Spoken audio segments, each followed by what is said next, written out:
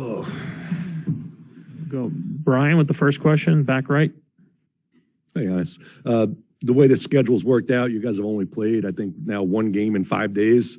Do you see any benefit on your knee, or is whatever pain you have left going to be there until the summertime? No, my knee feels great. It was great, and I'm happy that we have 2 days in between. In the ACL finals, if I remember well, it was a game, like we had 1 day in between, so it was a lot for everybody. But now we have time to take care of our body, spend some time with our family. It's good for us, mentally and physically, and for me also. I always like to have a little bit more time in between the games, so I can get a little bit more rested, recover a little bit better, and be able to go and play hard. Kellen over here. Hey, Giannis, early in your career when teams started focusing on you more and building that wall, how did that help you read the way defenses move and improve as a passer? Early in my career, so the first time I saw the wall was probably 2 years ago. But like I was always a capable passer, before that, and it's something that I always liked to do. And I had the coaches and people throughout my career that helped me with like finding the right guy, finding the right pass, make the right play. But like once I started seeing the wall 2 years ago, now it's about trust, and it's kind of hard, like because you want to be effective, you want to get downhill, you want to do everything, but now you take it personal also. Like there's a team that's building a wall of 3 people and 2 guys behind, or whatever the case might be, and trying to stop you. And now you have to not take it personal and make the right play, find the right guy.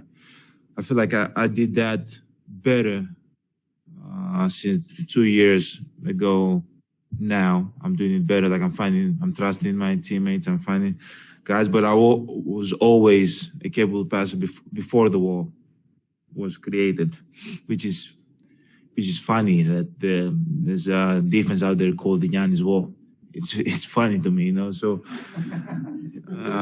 it's crazy. But at the end of the day, I just gotta keep focusing on myself, keep focusing on what I have to do. How can I put my teammates in a position to be successful? Keep being aggressive throughout everything. Thank you. Jim, second row. Hey, Giannis, I guess as a quick follow to that, I have another one. Is that perhaps the best compliment you could have as a player, that there is something like that called, that teams have tried to devise such a thing? You have to take it as a compliment. You always have to find the fun factor in everything. In the free throw, 1, 2, 3, 4, whatever it is, you always got to find the fun factor. So yeah, it is a compliment that there got to be 3 people in front from stopping me to get in the paint and building that wall. But yeah, I hate it though. I'm not gonna lie, I hate it. But then at the end of the day, you got to figure out a way to play through it. I wanted to ask you, at the Eastern Conference Finals, I think you had talked a little bit about the roles everyone on the team had. You went through the whole roster, even the guys who aren't playing much, and what they're providing for you all in the locker room.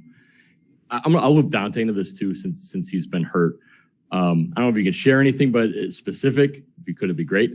Just what have those guys meant in this run, since we can't really see them or talk to them like normal? Like for all of you, what have they done? What kind of things, intangibles that maybe they brought to you guys in practices in the locker room? I'll talk specifically for Dante, and obviously, I don't know if I can talk about his medicals, but like he went through his surgery, and everybody go through tough moments in their career. And this was a tough moment for him in Miami. And through everything that he's going on in his life, he's still here. Like he was with us practice today. Like he's always around us. He's always with us, and he's always being vocal. He helped me a lot through the Brooklyn series. Like he was talking to me, and he was telling me, what to do. And he's like 3 years or 2 years younger than me, like, and that means a lot to me. That means a lot to the team that through what is going on, like he's still here. He's still trying to help the team in any way possible. He's being vocal in the locker room. And he wants this as bad as anybody out there on the floor, but he cannot go out there on the floor, but he can do it from the sideline, and that's what he's doing right now. So I'm extremely proud of him. Vince in the back. Hey, Giannis. Monty, after game 3, mentioned that you went to the line more than, his entire team. A little bit of, I guess, gamesmanship, trying to alert the referees for, game 4. Do you pay attention to that? Or do you feel like you take a pretty good beating to get to, 17 foul attempts? No. I don't have social media. I have it, but I'm not on it, so I don't follow, quotes after the games about, the coaches or us or my coach. I don't follow that. But I think I take a pretty good beating out there, like I have a scratch right here and scratch right here. So, they're making my pretty face ugly. But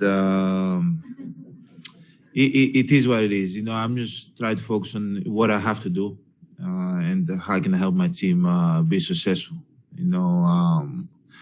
and that's all I'm going to spend my energy on. Yeah. Sam in the back right. Giannis, usually when a guy wins 2 MVPs and is an all-star every year, we feel like he is the player who he's going to become. But you've always talked about development, and there's this conversation in the media with the fans about how you play. And I just wonder, 2-3 years down the road, do you still see changes and improvements that you're working on now? Do you feel like you're getting closer to that peak? And what do you make about that conversation where folks say, if you would get in the block more, if you would shoot less, and talking about how you play the game? I'm not trying to, focus in what people, have to say about, my game and how I should play. But it always comes back to me, and what I believe in, how I can get better, and what I see 2, 5, 10 years down the road. I believe that year by year, if I'm healthy and I keep working hard by the grace of God, I'm going to keep getting better as a player. I'm going to be more effective. I'm going to be able to read the plays better. I'm going to be more mature. I'm going to be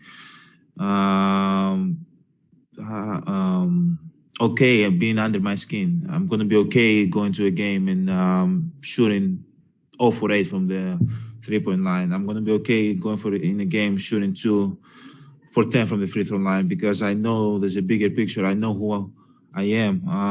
But going down the line, the road, I feel like, yeah, I can get better. I don't think I'm there yet, but I feel like I get way better. But the specific things, that I have to do, that I believe I can get better, and I'm willing to do it. What's a specific one for you? I mean, you hit this off season. What are you looking at?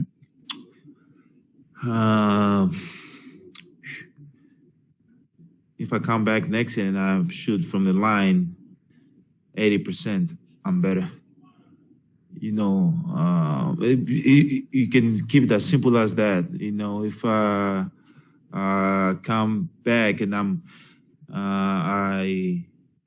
no matter if I miss a shot or make a shot, I take the next one, like a mindset thing, like not being scared of missing shots. Because when you're not like a jump shooter. When you miss your first one, second one, you're like, this is not the night. You kind of like go away from it and go to your strength. But then what I think going to, and I don't want to, this is big. It's a big list, but like, I feel like going to the summer, working on the weaknesses and being okay coming back next year, playing a little bit on your weaknesses. Like I feel like always I try to go to my strength, which is driving, getting downhill, getting in the paint, making the right pass and all that.